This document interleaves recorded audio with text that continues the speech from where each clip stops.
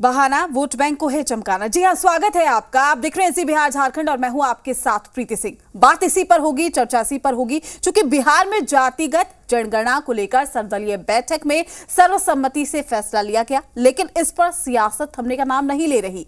जी बिहार झारखंड से खास बातचीत में जेडीयू नेता माधव आनंद ने इस पर सियासी शिगुफा छेड़ ही दिया, जिसके बाद उठने लगे हैं तमाम सवाल। क्या जाति जनगणना से आंकड़े हासिल करना है या फिर जाति जनगणना से वोट बैंक को मजबूत करना है? क्या जाति जनगणना के बाद जाति और मजबूत होकर उभरेगी? क्या हिस्सेदारी और संख्या की बहस में जातीय टकराव है?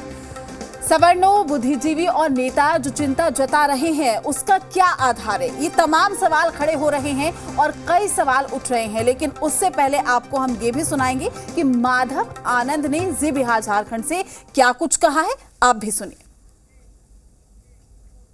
आदरणीय मुख्यमंत्री जी ने जिन कारण से जातिगत जनगणना कराने का निर्णय लिया, उनका उद्देश्य बहुत ही डिफरेंट है। उनका उद्देश्य ये था कि उनके पास अगर डेटा रहेगा, सरकार के पास डेटा रहेगा, तो सरकार को नीति बनाने में जो है सो निश्चित रूप से आसानी होगी। लेकिन कुछ विपक्षी पार्टियां, कुछ दल उसको किससे जोड़ रहे हैं, क्या कह रहे हैं अभिषेक जी, आपको भी जैसे आश्चर्यचकित होंगे इस बातों को सुन के। जिनकी जितनी संख्या बढ़ी उसकी उतनी हिस्सेदारी। 90 के दशक में जिसकी सरकार थी, किसकी सरकार थी हम सब लोगों को पता है। किस तरह सवर्ण के अगेंस्ट में मुहिम चलाया गया, क्या क्या नारे दिए गए, ये मैं नहीं कहता हूँ, वो तो पब्लिक डोमेन में है। बूढ़ा बाल साफ करो, इस तरह के नारे दिए गए। और हम लोगों को पता है बिहार के पहले मुख्यमंत्री बाबू श्री कृष्ण सिंह, उन्होंने दलितों के उत्थान के लिए कितने काम किए। भूमिहार होने के बावजूद भी समाज के हर वर्गों के लिए उन्होंने काम किया। मंदिर में दलितों का प्रवेश बंद था, उनकी जब सरकार बनी तो दलितों को मंदिर में प्रवेश दिलाने का काम किया। गरीबों को जमीन देने का काम उन्होंने किया। और सवर्ण समाज और ब्रह्मर्षि समाज, हम लोग के तो जो पुराने वंशज हैं, उन लोगों ने तो अपना जमीन दे के गरीबों को बसाने का काम किया है। और उस समाज के प्रति इस तरह का भाव रखना, यही कारण है कि आज हम लोग को महसूस हो रहा है कि अब वह वक्त आ गया है जहां हम लोग को अपने अधिकार को छीनना पड़ेगा। अगर इस तरह की बात हो और सवर्ण समाज को ये एहसास हो जाए कि हम लोग की आबादी लगातार घट रही है, परसेंटेज वाइज हम लोग बहुत कम है, तो भाई एक तरफ तो केंद्र सरकार क्या कह रही है, जनसंख्या पे कानून बने। अगर जिस दिन सवर्ण समाज को ये एहसास हो जाएगा कि मेरी संख्या बहुत कम है, तो आप पॉपुलेशन क्या रोक पाएंगे? नहीं रोक पाएंगे। तो यह समाज को बांटने वाला निश्चित रूप से होगी। अगर मैं ही जिस समाज से आता हूं, मुझे पता चले कि मेरी आंकड़ा इतना, मेरा परसेंटेज आंकड़ा यह है और 1960 में मेरा जैसा परसेंटेज ये था, तो निश्चित रूप से लोग बाध्य हो जाएंगे सुनने के लिए। कि जिन उद्देश्यों के साथ आदरणीय मुख्यमंत्री जी ने ये निर्णय लिया है, उस उद्देश्य तक ही सीमित रहना चाहिए। अगर उसको कोई भी पॉलिटिकल पार्टी, जो तमाम विपक्षी पॉलिटिकल पार्टियां हैं जो माइलेज लेना चाह रही है, कहे कि मेरी जीत हुई, मेरी जीत हुई, मेरी जीत हुई, अगर उससे जोड़ने का काम करेंगे तो निश्चित रूप से समाज में जो है सो भेदभाव क्रिएट करने वाला होगा। इसीलिए मैं कहना चाहता हूं कि जिस उद्देश्य के साथ जातिगत जनगणना बिहार में हो रहा है, उस उद्देश्य को ही सिर्फ प्राप्त किया जाए और कोई इसका अर्थ जो है सो निकालने की आवश्यकता नहीं है। ये सब वोट बैंक की राजनीति है। तमाम पार्टियां वोट बैंक की राजनीति करती है। कोई ओबीसी की राजनीति करती है, कोई जो है माई इक्वेशन की बात करता है, कोई SC ST की बात करता है, लेकिन सवर्ण की बात करने वाला आज कोई नहीं है। मुझे लगता है तमाम पॉलिटिकल पार्टी को ये सोचने की आवश्यकता है कि समाज के सभी वर्गों का उत्थान हो, साथ ही साथ सवर्ण के लोगों का भी उत्थान हो। सवर्ण में जितनी जातियां हैं, सबका राजनीतिक, शैक्षणिक, आर्थिक रूप से उत्थान हो, यह अब समय की मांग है। और अगर जो पार्टी या जो गठबंधन उस मांग को पूरा करेगा, हमारा समुदाय उसके साथ खड़ा रहेगा। और ब्रह्मर्षि समाज जहां खड़ा होता है, जब जाग जाता है, तो सत्ता परिवर्तन होके रहता है। वहीं इस पर अब राजनीतिक प्रतिक्रियाएं भी सामने आ रही है। किसका क्या कहना है, आपको सुनाते हैं। जातीय जनगणना करवाने का मुख्य उद्देश्य यही है कि आज तक 1931 के मॉडल को अपनाया जा रहा था, लेकिन एक बार जातियों की गिनती स्थिति स्पष्ट हो जानी चाहिए ताकि कोई भी योजना बने तो उसमें मदद मिले। जातीय जनगणना से हर एक जाति को फायदा होगा, चाहे वो अगड़ी जाति के लोग हों, सवर्ण जाति के लोग हों, पिछड़े हों, अति पिछड़े हों, दलित हों, महादलित हों। बिहार की जनता जातीय जनगणना की जरूरत को समझती है, इसलिए कोई भी किसी भी तरह की गलत थ्योरी देने की कोशिश करे, जनता इसको एक्सेप्ट नहीं करने। जातीय जनगणना के विषय पर जो विपक्ष की पार्टियां गलत नैरेटिव सेट कर रही हैं, भाई भारतीय जनता पार्टी हर विषय पर साथ है। इतना ज़रूर है कि आखिर जो जातीय जनगणना बिहार में चलेगा इसका आउटकम क्या आएगा, या पूर्व में अगर हम 1990 को भी देखें तो उस समय भी जो मंडल कमीशन हुआ था उसका क्या आउटकम आया था। कहने का मतलब है कि केवल वोट बैंक की राजनीति होकर के वोट बैंक के आधार पर ही जातीय जनगणना जो है सिमट कर नहीं रह गई।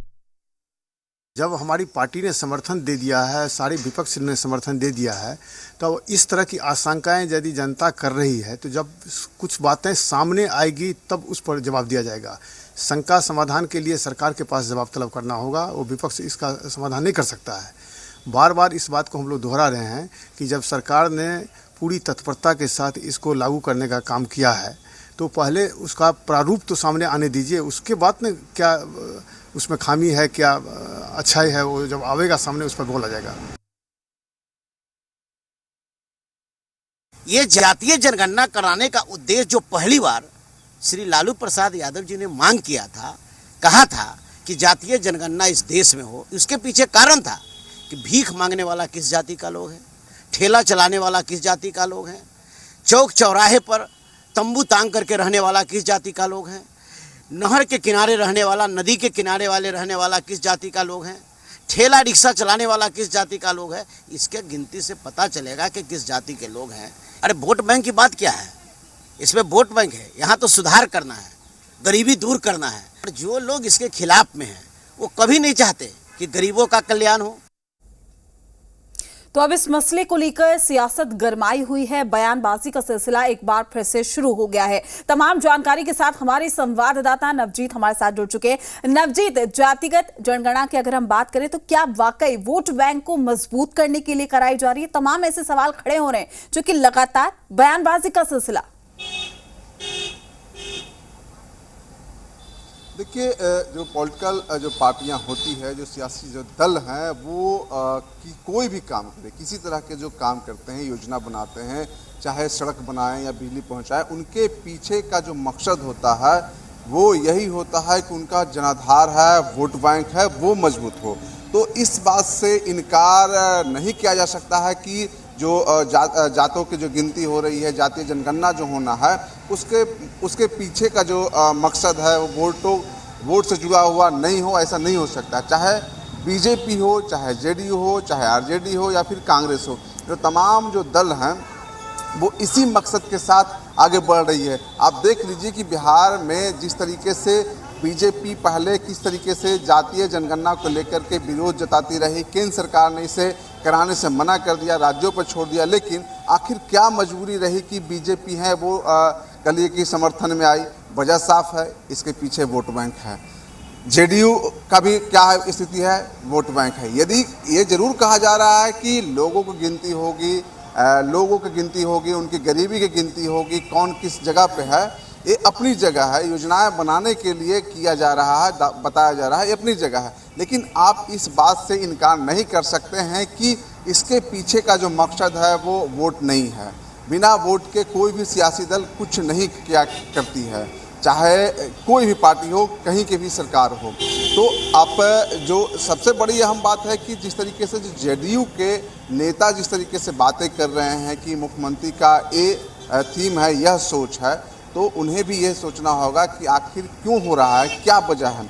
आरजेडी कांग्रेस है वो एक तरीके से देखा जा रहा है कि पूरे तरीके से सपोर्ट में दिख रही है, बीजेपी है वो इंटरनली सपोर्ट करती है, लेकिन आकर के बाहर बयान देती है कि शंका सवाल खड़ा करते हैं। उसके पीछे ही वजह है कि जो उनका जो बेस वोट है, दरअसल बीजेपी का जो बेस वोट है उसका फोकस है कि जो 15% या फिर जो कुछ भी जो पढ़े लिखे लोग हैं, स्वर्ण जाति हैं, उसको लेकर के वो फोकस करती रही, अपनी बातें करते रहते हैं।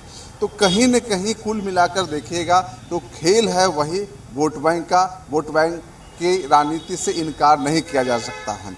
सरकार योजनाएं बनाएगी, बातें करती है, देखना होगा कि जो फरवरी 2023 तक जातीय जनगणना करा लिया जाता है, कराने के बाद क्या रिलीज किया जाता है, उसके पीछे ही बहुत सारी चीज़ें होंगी।